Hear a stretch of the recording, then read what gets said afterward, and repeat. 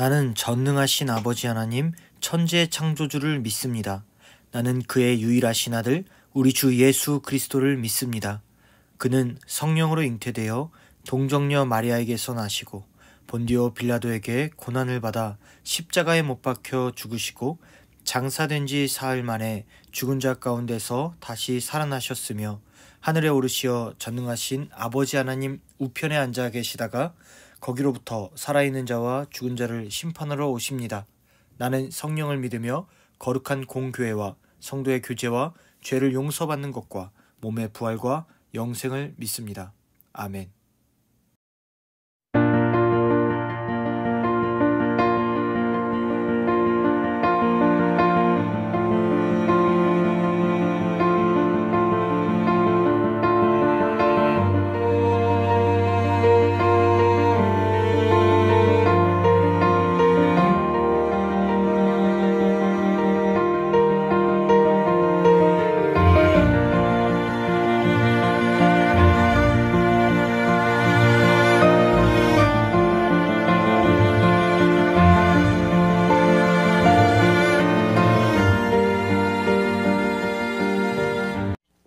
자, 우리 이제 하나님의 말씀을 듣겠습니다.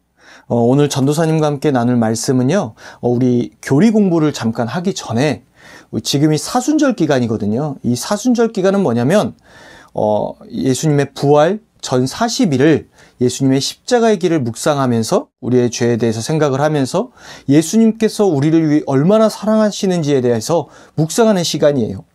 그런데 전도사님은 그런 생각을 별로 여러분들에게 권하고 싶지 않아요. 지금은 오늘날에는. 왜냐하면 코로나 블루라는 용어를 여러분들 알 거예요. 코로나 때문에 많은 사람들이 지금 우울증에 겪고 있대요. 그런데 우리가 지금 현실에서도 지금 너무 우울한데 예수님의 십자가의 고통 그리고 우리의 죄에 대해서 우리를 찌르는 이러한 시간을 지금 갖기에는 좀 시대적으로 맞지 않는다라는 생각을 해요. 그리고 하나님도 그것을 원하지 않는다라는 생각을 합니다. 아픈 자에게 더 아픔을 주는 것은 고통이거든요.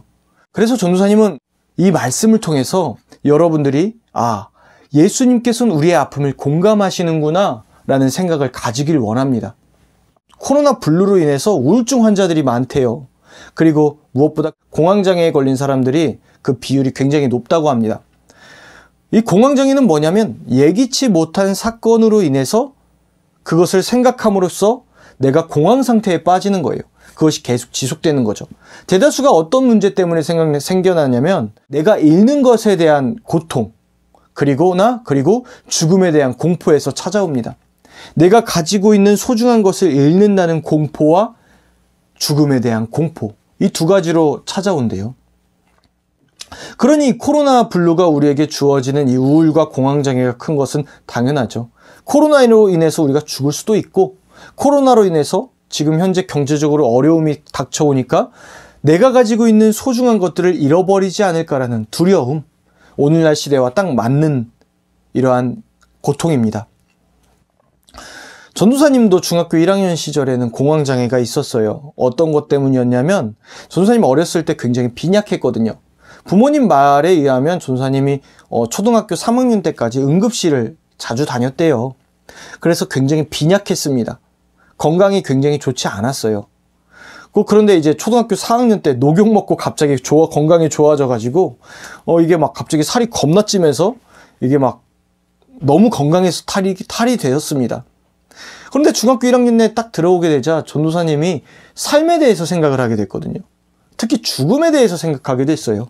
그렇게 되자 어떤 일이 벌어지게 되냐면 내가 당장 지금이라도 죽을 것 같은 공포가 찾아오게 된 거예요. 그래서 숨이 턱턱 막히고 막 학교에 막 있지 못하겠어요. 그래서 전도사님이 부모님이 갑자기 내가 죽으면 어떡하지? 부모님이 갑자기 돌아가시면 어떡하지라는 이 공포 때문에 학교를 땡땡이 치고요. 학교에 아프다고 거짓말 말하면서 조퇴했던 기억들이 있습니다. 극복은 게임으로 극복을 했어요.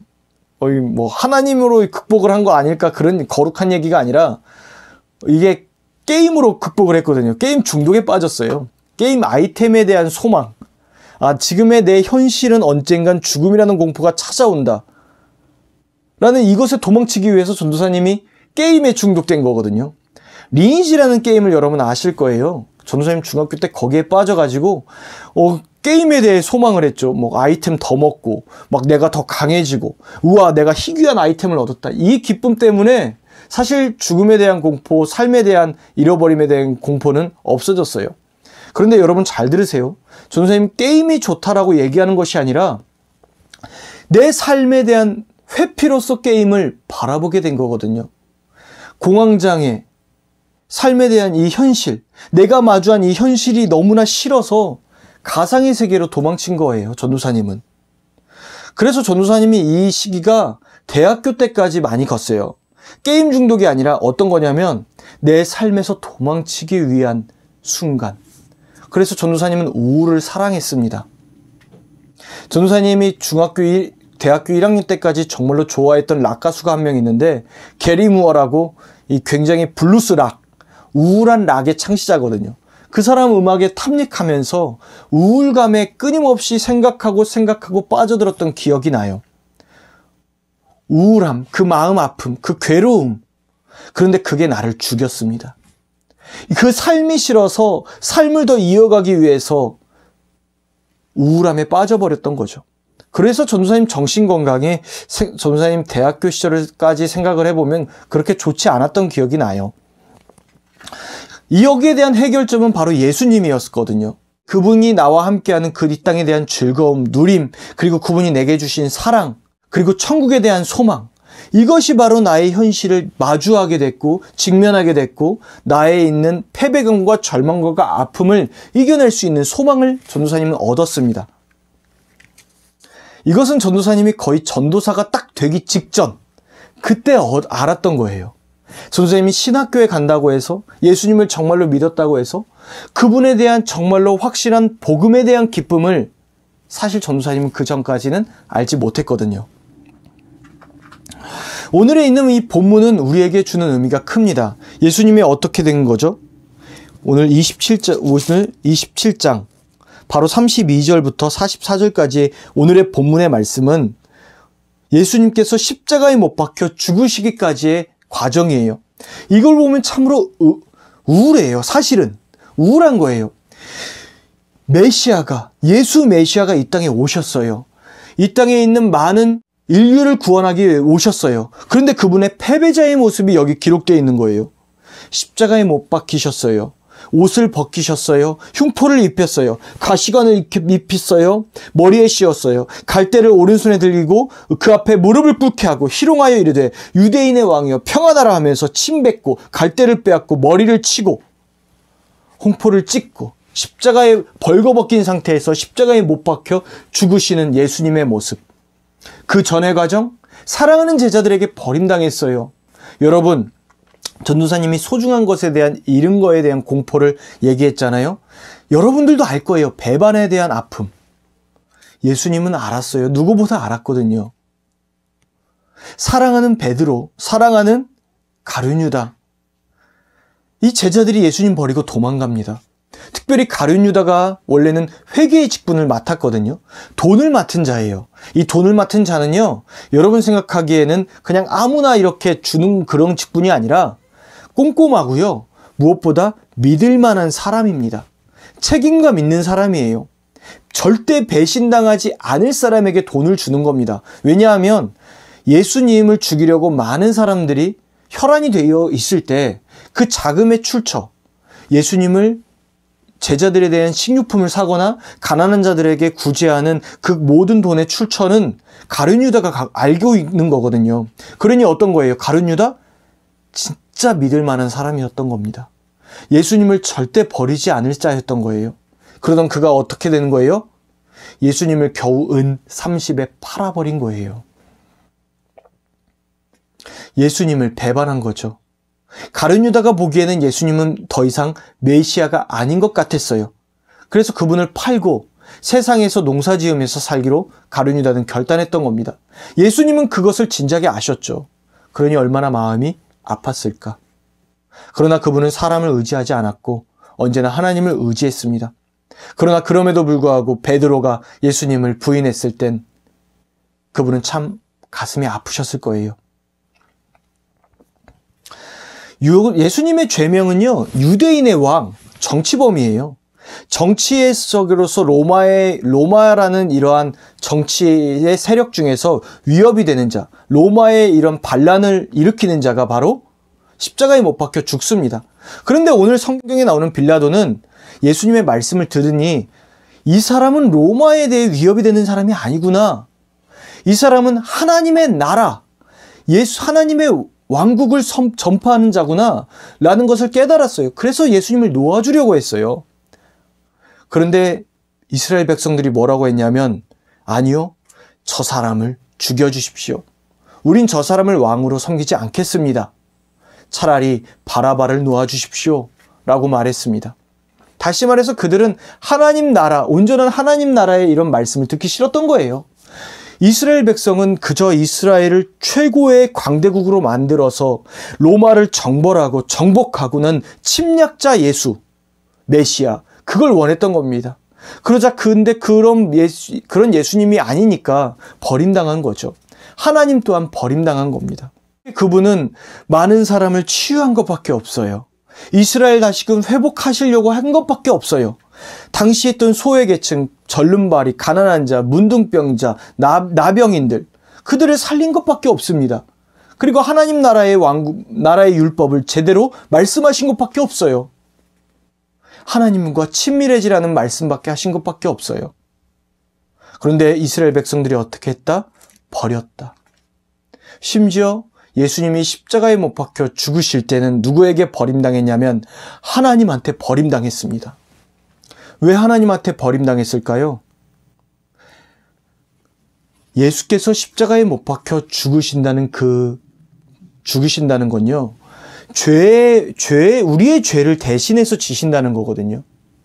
죄라는 건 하나님과의 관계가 멀어진다는 것을 의미합니다. 다음 주부터 우리가 죄에 대해서 전도사님이 얘기를 할 건데, 죄는 단순히 우리가 못된 짓을 하고 이런 것이 아니에요. 하나님과 멀어지게 되니 우리가 죄의 행동들을 하는 겁니다. 그러니 예수님은 어떻게 되는 거예요? 사망의 음침한 곳으로 들어가는 거예요. 죄의 결과인 사망으로 예수님은 가는 거예요. 그래서 예수님은 하나님한테 결국 버림당하시고 죽으셨습니다. 하나님이신 그분이, 성자 예수님이 우리 인류를 대속해서 죽으신 거예요. 이처럼 그분에 대한 이러한 아픔과 절망과 좌절감, 사망의 공포, 소중한 것을 잃는다는 것에 대한 공포, 이루 말할 것도 없습니다. 예수님이 심지어 너무 고통스러워서 죽으실 때 이렇게 말씀하셨죠. 엘리 엘리 라마 사막다니, 하나님이여 왜 나를 버리십니까? 그분은 사망이 다가오는 것보다 하나님이 자신을 버리신다는 그 공포가 너무나 컸던 거예요. 그리고 그분은 다 이루셨다라고 말씀하시고 죽으셨죠. 이렇게 보면 사망은 정말로 무서워요. 하나님도 죽이잖아요. 성자 예수님, 인간의 몸으로 오신 하나님도 죽이잖아요. 그런데 과연 그 사망이 하나님을 죽일까요? 절대 그렇지 않죠. 이게 소망이 되는 거예요, 여러분. 죽음에 대한 공포요. 우리 그 다음 전도사님이 이제 이 구절을 말씀을 드릴게요. 50절에서 53절까지 전도사님 읽을게요. 예수께서 다시 크게 소리 지르시고 영혼이 떠나가시니라. 이에 성소 휘장이 위로부터 아래까지 찢어져 둘이 되고 땅이 진동하며 바위가 터지고 무덤들이 열리며 자던 성도의 몸이 많이 일어나되, 할렐루야. 예수님이 죽으신 후에 어떻게 됐다? 죽었던 성도들의 몸이 살아났다. 부활이 나타났다.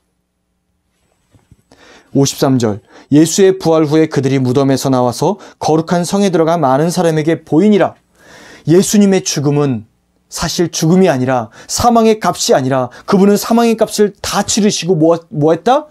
부활을 우리에게 선물로 주셨다. 죽음의 공포가 다시금 우리를 지배하지 못하게 하셨다. 우린 죽으면 천국에 갑니다. 부활하면요, 하나님 나라에 들어가는 거예요. 여러분, 언젠간 여러분 삶에 대해서 절망과 좌절감과 아픔이 있을 때 천국에 있음을 기억하십시오. 그리고 예수님이 바로 여러분들처럼 아픔과 절망과 배반을 몸소 다 지셨다는 것을 기억하십시오. 그리고 예수님은 부활하십니다. 며칠 만에, 3일 만에. 그리고 믿는 사람들에게 사망이, 죄악이 드디어 우리를 고통을 주지 않음을 말씀하신 거예요. 보여주신 거예요. 우리에게 부활을 선물로 주신 겁니다. 할렐루야. 부활을 주신 것만 해도 놀라운데 어떻게 하셨다고요? 십자가에 못 박히시는 고통, 버림당하는 고통, 그 모든 것을 그분이 같이 지셨다. 그러니 여러분들이 지금 우울하고 아픈 거 그 모든 거요, 예수님이 알아요. 여러분, 내 주변에서 같이 공감할 수 있는 친구들, 그저 내 얘기를 들어주는 친구들 하나만 있으면 행복하잖아요. 예수님? 그런 분이 바로 있느니 바로 여러분들과 함께하는 예수님인 거예요. 누구보다 여러분 아픔 알아요. 그분도 지셨어요. 배신의 고통 알아요. 소중한 것을 잃는다는 고통 알아요. 죽음에 대한 공포도 알아요. 그리고 그것을 직접 경험하셨어요. 그래서 그분은 우리가 가지고 있는 아픔을 누구보다 공감하셔요. 그러니 예수님의 십자가의 죽으심은 우리에게 선물이에요. 사랑하는 우리 학생들, 사실 세상이 우리에게 주는 현실은 압박감은 너무나 큽니다. 우리가 삶을 살아가다 보면은 좌절과 패배감이 얼마나 많은지 전도사님은 인생을 경험을 거듭할수록 느끼는 것 같아요. 두려워요. 그래서 삶을 산다는 것 자체가 전도사님은 무서워요. 소중한 것이 생기고 너무나 그것이 즐겁지만 그것을 잃을까라는 공포가 찾아오면 전도사님은 두려워요. 그래서 오늘날 많은 사람들이 자살을 하는 것 같아요. 하지만 여러분, 세상은 우리에게 만족함을 줄 수 없죠. 세상은 우리에게 기쁨을 주지 못해요. 그런데 예수 그리스도, 우리를 위하여 십자가에 못 박혀 죽으시고 부활하신 그분은 우리에게 기쁨을 줘요. 우리에게 마주한 현실의 삶에 대한 고통과 아픔을 당당히 직면하여 이겨낼 수 있는 힘을 주세요. 승리할 수 있는 능력을 주세요. 예수님의 눈으로 세상을 바라보면 우리의 삶은 경쟁의 시대가 아니라 누림의 삶이에요. 우리의 죽음은 그저 스쳐 지나가는 바람이고 우리에게 다가올 영생의 기쁨, 영생의 삶이 기다리고 있으니 이 나그네의 삶이 행복하고 또 저 천국의 삶이 기쁠 수밖에 없어요. 여러분, 예수님은 그래서 너무나 좋은 분이에요.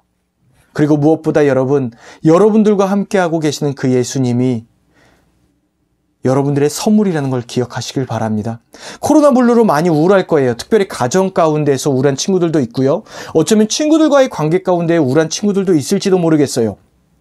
하지만 여러분 기억하시길 바라요. 예수님이 선물로 여러분들에게 찾아와 오셨어요. 그리고 예수님이 여러분들의 그 아픔을 대신 지셨어요. 예수님을 바라보세요. 그리고 그분이 우리에게 주시는 삶을 바라보세요. 코로나 지나가거든요. 코로나 곧 지나가요. 그리고 여러분들의 고통과 아픔 지나갑니다. 사망이 있으면 부활이 있는 거예요. 죽음이 있으면 생명이 있는 거예요. 그 생명이 여러분들에게 있습니다. 예수님을 소망하세요. 그리고 그분과 함께 당당히 이 땅에 누릴 기쁨들을 즐거워하세요. 세상은 기쁨을 주지 못하지만 예수님은요, 이렇게 말씀하세요. 하나님을 알고 하나님이 주시는 먹고 누리고 즐거워 기뻐하는 것, 이 땅을 누리는 것은 하나님의 선물이라고 말이죠. 예수님을 누리시기 바랍니다. 지금에 있는 고통과 고난은 곧 지나갑니다. 기쁨 대신 예수님과 함께 소망하십시오. 우리는 예수님을 믿음으로써 이 땅에 잃을 것이라는 절망이 아니라 이 땅에서 누릴 거라는 소망을 얻습니다. 천국이라는 소망을 얻죠. 그리고 사랑할 수 없는 세상에서 사랑할 수 있는 기쁨을 얻게 됩니다. 사랑하는 우리 학생들, 주님을 신뢰합시다. 예수님을 기뻐합시다. 우리 안에 계신 주님을 더욱더 반갑게 맞이하며 기쁨으로 함께 기도하겠습니다. 기도할게요.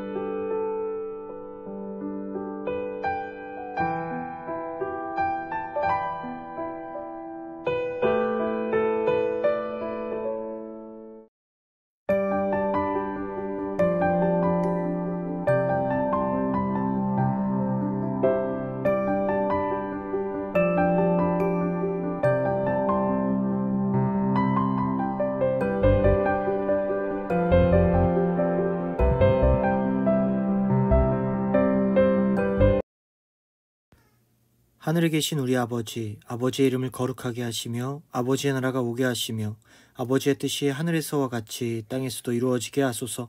오늘 우리에게 일용할 양식을 주시고 우리가 우리에게 잘못한 사람을 용서하여 준 것 같이 우리 죄를 용서하여 주시고 우리를 시험에 빠지지 않게 하시고 악에서 구하소서. 나라와 권능과 영광이 영원히 아버지의 것입니다. 아멘.